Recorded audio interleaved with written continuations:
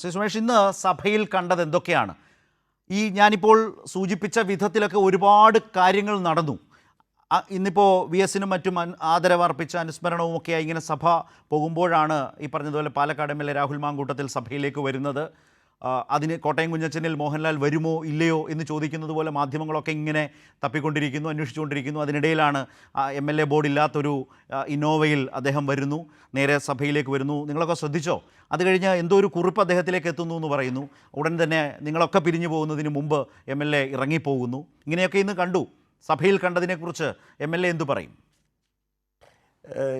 ബഹുമാനപ്പെട്ട ശരത്ത്, വളരെ ആസൂത്രിതമായ ഒരു നാടകമാണ് ഇന്ന് നിയമസഭയ്ക്കകത്ത് ഈ ശ്രീ രാഹുലിൻ്റെ വരവുമായി ബന്ധപ്പെട്ട് നടത്തിയത്.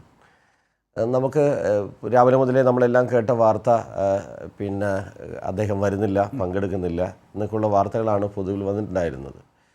രണ്ട് കാര്യമാണ്. ഒന്ന്, ഈ കേരളത്തിലെ പൊതുസമൂഹത്തെ വെല്ലുവിളിക്കുന്നു കോൺഗ്രസ് പാർട്ടിയും രാഹുലും. രണ്ട്, വളരെ സമർത്ഥമായി ജനങ്ങളെ പറ്റിക്കുന്നു. ഒരു നാടകം അരങ്ങേറി. സ്പീക്കർ ബഹുമാനപ്പെട്ട അന്തരിച്ച മുൻ മുഖ്യമന്ത്രി വി എസിൻ്റെ, അതോടൊപ്പം തന്നെ ഇവിടെ Vazhoor Soman M L A, അതോടൊപ്പം തന്നെ പി തങ്കച്ചൻ, ഇവരുടെ ഏതാണ് സ്പീക്കർ 9:20 വളരെ കാൽക്കുലേറ്റ് 9:20 അദ്ദേഹം സഭയിൽ വരുന്നത്. സഭയിൽ വരുന്നു, അദ്ദേഹം അവിടെ ഇരിക്കുന്നു. കറക്റ്റ് അവസാനത്തെ 3 പേര് കക്ഷി നേതാക്കന്മാർ സംസാരിക്കുന്നതിന് മുന്നേ അദ്ദേഹം എഴുന്നേറ്റ് പോകുന്നു. അതിനിടയിൽ 1-2 പേര് അദ്ദേഹത്തിൻ്റെ അടുത്തേക്ക് പോകുന്നു. എന്തൊരു കടലാസ് അദ്ദേഹത്തിൻ്റെ അടുത്തേക്ക് പോകുന്നതായിട്ടൊക്കെ കാണുന്നുണ്ട്.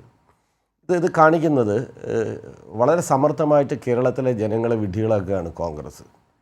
രാഹുലിൻ്റെ വിഷയം അസാധാരണമായൊരു സംഭവമാണ്. സമീപകാല കേരള രാഷ്ട്രീയത്തിലെ, അതിൻ്റെ സാമൂഹ്യ സാംസ്കാരിക ജീവിതത്തിലെ വളരെ നമുക്ക് ഒരു അരാജക സ്വഭാവമുള്ള, അങ്ങേയറ്റം വൃത്തികെട്ട നിലയിലുള്ള ഒരു പെരുമാറ്റമാണ് അദ്ദേഹത്തിൻ്റെ ഭാഗത്തുണ്ടായത്. നമുക്ക് കേരളത്തിൻ്റെ ഒരു മെച്ചപ്പെട്ട ഒരു സാമൂഹ്യ സാംസ്കാരിക സമ്പന്നമായൊരു ജീവിത അന്തരീക്ഷമുണ്ട്. കുടുംബങ്ങളായിട്ട് താമസിക്കുന്നവരാണ്. പൊതുപ്രവർത്തകരിൽ നിന്നും പ്രതീക്ഷിക്കുന്ന മര്യാദകളുണ്ട്, അതിൻ്റെ രീതികളുണ്ട്. നാം ഈ കേരളത്തിൽ കണ്ടൊരു കാര്യം എന്താ? കോൺഗ്രസ് പാർട്ടിയുടെ ആദ്യത്തെ കോൺഗ്രസ് നേതാക്കന്മാരുടെ പ്രസ്താവന എത്രമാത്രം ശക്തമായിരുന്നു. എന്തിനാണ് കേരളത്തിലെ പൊതുസമൂഹത്തോട് ഇങ്ങനെ കള്ളത്തരം പറയുന്നത്? ബഹുമാനപ്പെട്ട ശരത്ത് ഇവിടെ പറഞ്ഞ പോലെ KPCC പ്രസിഡൻറ്റിൻ്റെ പ്രസ്താവനയിൽ ഇടയിൽ KPCC പ്രസിഡൻറ്റ് MM ഹസൻ തുടങ്ങിയ നേതാക്കന്മാർ എത്ര ശക്തമായിട്ടാണ് ന്യായീകരിച്ച് രംഗത്ത് വന്നത്. ഷാഫി പറമ്പലിൻ്റെ ഇന്നത്തെ തൃശ്ശൂരിലെ സ്റ്റേറ്റ്മെൻറ്റ് ഉള്ളിൽ ഒളിഞ്ഞിരിക്കുന്ന ആലോചനയുടെ ഒരു ആഴം വളരെ കറക്റ്റായിട്ട് വ്യക്തമാക്കുകയല്ലേ. എന്ന് പറഞ്ഞാൽ രാഹുലിനെ തള്ളാൻ ഇവർ സന്നദ്ധരല്ല. മുൻ KPCC പ്രസിഡൻ്റായ മുരളീധരൻ്റെ സ്റ്റേറ്റ്മെൻറ്റും ഇവരെ ആദ്യം അനൗൺസ് ചെയ്തത് സസ്പെൻഡ് ചെയ്തു. രാഹുൽ കോൺഗ്രസ് അംഗമല്ല, കോൺഗ്രസ്സായിട്ട് ബന്ധമില്ല, അദ്ദേഹത്തിന് ഇല്ല, ഞങ്ങൾ കർശനമായ നടപടിയെടുക്കും. പ്രതിപക്ഷ നേതാവ് തന്നെ, അദ്ദേഹത്തിന് തന്നെ വ്യക്തിപരമായിട്ട് ഒരുപാട് പരാതികൾ ലഭ്യമായിട്ടുണ്ടെന്നുള്ള വാർത്തകൾ നമ്മൾ കേൾക്കുന്നു. ഇങ്ങനെയെല്ലാമുള്ള കാര്യമുണ്ടായിരുന്നിട്ടും അങ്ങേയറ്റം മോശമായ പെരുമാറ്റം നിരവധി പേരോടുണ്ടായി എന്ന് പറയുന്നു. ഒരു ജനപ്രതിനിധിക്ക്, ഒരു യുവജന പ്രസ്ഥാനത്തിൻ്റെ നേതാവിന് ഒരു കാരണവശാലും സമൂഹത്തിൽ സ്വീകരിക്കാൻ പാടില്ലാത്ത നിലപാട് സ്വീകരിക്കുന്നു. ഇന്നിപ്പോൾ ചാനലുകാർ തന്നെ ചോദിച്ചപ്പോൾ അദ്ദേഹത്തിൻ്റെതാണോ വോയിസ്, അദ്ദേഹത്തിൻ്റെതാണോ ഈ ടെലിഫോൺ സംഭാഷണത്തിലെ വോയിസ് എന്ന് ചോദിച്ചപ്പോൾ അദ്ദേഹം നിഷേധിക്കുന്നത് നമ്മളെല്ലാം കേട്ട കാര്യമല്ലേ. എത്രമാത്രം ക്രൂരമായിട്ടാണ്, എത്രമാത്രം മോശമായിട്ടാണ് അദ്ദേഹത്തിൻ്റെ പെരുമാറ്റി ആ കാര്യത്തിലുണ്ടായിരുന്നത്. പക്ഷേ അദ്ദേഹത്തെ വളരെ സമർത്ഥമായി സഭയിലെത്തിച്ചു. ആര്? പ്രതിപക്ഷ നേതാവ് എതിരാണെന്ന് പറയുന്നത് അതൊരു ഗിമ്മിക്കാണ്.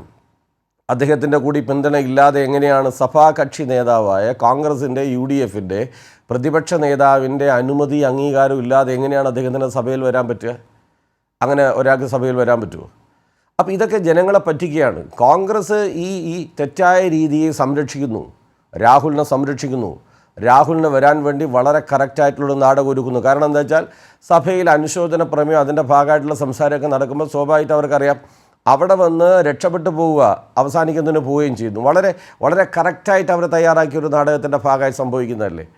ബഹുമാനപ്പെട്ട ശരത്ത്, ഇന്ന് സഭയിൽ അരങ്ങേറിയത് അങ്ങേയറ്റം കോൺഗ്രസ് ആസൂത്രണം ചെയ്ത, KPCC ആസൂത്രണം ചെയ്ത വളരെ സമർത്ഥമായ ഒരു നാടകത്തിൻ്റെ ഭാഗമാണ് നമ്മളിന്ന് കണ്ടത്. രാഹുലിനെ സഭയിൽ എത്തിച്ചത് ഇത് കേരളത്തിലെ ജനങ്ങളോടുള്ള വെല്ലുവിളിയാണ്. നിസ്സാരമായിട്ടുള്ളൊരു കാര്യമല്ല. ആ കാര്യത്തിൽ നമ്മൾ ആലോചിക്കേണ്ടത് ഭ്രൂണഹത്യയ്ക്ക് ഒരു പെൺകുട്ടിയെ പ്രേരിപ്പിക്കുന്നു. അന്നത്തെ ആ ഫോൺ സംഭാഷണത്തിലേക്കുള്ള സ്റ്റേറ്റ്മെൻറ്റ് കേരളത്തിലെ ഒരു പെൺകുട്ടികൾ വളരുന്ന വീട്ടിലെ രക്ഷാകർത്താക്കൾ അല്ലെങ്കിൽ കേരളത്തിൻ്റെ പൊതുസമൂഹത്തിൽ ഉണ്ടാകുന്ന ഒരു ആശങ്ക എത്രമാത്രം ഭീതിജനകമാണ്. ഇത് കേരളത്തിൽ തിരഞ്ഞെടുക്കപ്പെട്ട ഒരു MLA ഭാഗത്തു നിന്നാണ്. യൂത്ത് കോൺഗ്രസിനെ പോലെ മഹത്തായ ഒരു പ്രസ്ഥാനം, യൂത്ത് കോൺഗ്രസ് ആകെ മോശമാണെന്ന് ഞങ്ങൾ പറയില്ല, യൂത്ത് കോൺഗ്രസിനെ പോലൊരു വലിയ പ്രസ്ഥാനം, ആ വലിയ പ്രസ്ഥാനത്തിൻ്റെ അധ്യക്ഷൻ്റെ ഭാഗത്തു നിന്നാണ് ഉണ്ടായിരുന്നിരിക്കുന്നത്. അതിനെ മാറ്റി നിർത്താൻ കർശനമായ നടപടി സ്വീകരിക്കാൻ ആവർത്തിക്കില്ലെന്ന് ഉറപ്പുവരുത്താനുള്ള രാഷ്ട്രീയ ഉത്തരവാദിത്തം കോൺഗ്രസിനില്ലേ? ആ കോൺഗ്രസ് ആ ഉത്തരവാദിത്തം നിർവഹിക്കണ്ടേ? മാത്രമല്ല, വേണമെങ്കിൽ 2 സെക്കൻഡ് കൊണ്ട് നിങ്ങളെ അങ്ങ് കൊന്നുകളയാന്നാണ് പറയുന്നത്. 2 സെക്കൻഡ് വേണേൽ എനിക്ക് നിങ്ങളെ കൊല്ലാലോ എന്ന് ഒരു പെൺകുട്ടിയോട് വേദന അനുഭവിക്കുന്ന, അതിൻ്റെ ഭാഗമായിട്ട് പ്രയാസം അനുഭവിക്കുന്ന, വ്യഥ അനുഭവിക്കുന്ന ആ കുട്ടിയുടെ നമ്മളെല്ലാം കേട്ടത് ശരിയാണെങ്കിൽ എത്രമാത്രം അങ്ങേയറ്റം പ്രയാസം ഉണ്ടാക്കുന്ന ഒരു കാര്യമാണ്. ആ കുട്ടിയോട് പറയാണ്, ഇങ്ങനെയുള്ള ഒരാളെ സംരക്ഷിച്ച് കേരളത്തിൻ്റെ നിയമസഭയിൽ എത്തിക്കുക എന്നത് ഈ കേരളത്തോടും കേരളത്തിൻ്റെ പൊതുസമൂഹത്തോടും നമ്മുടെ സാമൂഹ്യ സാംസ്കാരിക ജീവിത രീതികളോടും കോൺഗ്രസ് കാണിച്ചിരിക്കുന്ന അങ്ങേയറ്റത്തെ തെറ്റായ അപകടകരമായൊരു രീതിയാണ് ഇന്ന് നാം കേരളത്തിൻ്റെ നിയമസഭയിൽ കണ്ടത്. ഒരിക്കലും അങ്ങനെ ചെയ്യാൻ പാടില്ല. ഇങ്ങനൊരു നാടകം കളിച്ച് ഇങ്ങനൊരാളെ നിയമസഭയിൽ എത്തിക്കാൻ ആസൂത്രിതമായി നടപ്പിലാക്കിയൊരു പ്ലാൻ, ആ പ്ലാനിൽ പ്രതിപക്ഷ നേതാവിന് പങ്കുണ്ട്, ആ പ്ലാനിൽ KPCC പ്രസിഡന്റിന് പങ്കുണ്ട്, കോൺഗ്രസിൻ്റെ ഉന്നതരായ നേതാക്കന്മാരിൽ പലർക്കും പങ്കുണ്ട്. എന്നിട്ടൊരു വാർത്ത അങ്ങ് ചമക്കുകയാണ്. ആ വാർത്ത പറയുന്നത് എന്താ? പ്രതിപക്ഷ നേതാവിന് നീരസമുണ്ട്, പ്രതിപക്ഷ നേതാവ് പ്രതികരിച്ചിട്ടില്ല, പ്രതിപക്ഷ നേതാവ് ഇതിനോട് പ്രതികരിക്കുന്നില്ല. ഇതെല്ലാം തന്നെ കാണിക്കുന്നത് ഇവർ തമ്മിൽ ഉള്ള ഈ വിഷയത്തിൽ ജനങ്ങളുടെ കണ്ണിൽ പൊടിയിട്ട് ഒരു നിലപാട് സ്വീകരിച്ച് തൽക്കാലം നിയമസഭയുടെ സമ്മേളനം തുടങ്ങുന്നു, ഇന്നങ്ങ് കയറിക്കഴിഞ്ഞ് ഇതെല്ലാം ആളുകളങ്ങ് മറന്നുപോയിക്കോളും. അങ്ങനെ ആ വഴിയിലൂടെ രാഹുലിനെ കൊണ്ടുപോവാം എന്ന ഒരു നാടകമാണ് ഇന്ന് കേരള നിയമസഭയിൽ അരങ്ങേറിയിരിക്കുന്നത്.